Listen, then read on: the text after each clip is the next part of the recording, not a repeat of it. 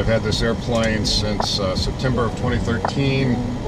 Kind of been holding off on getting a paint job, but we have reached the point where I need to get it repainted.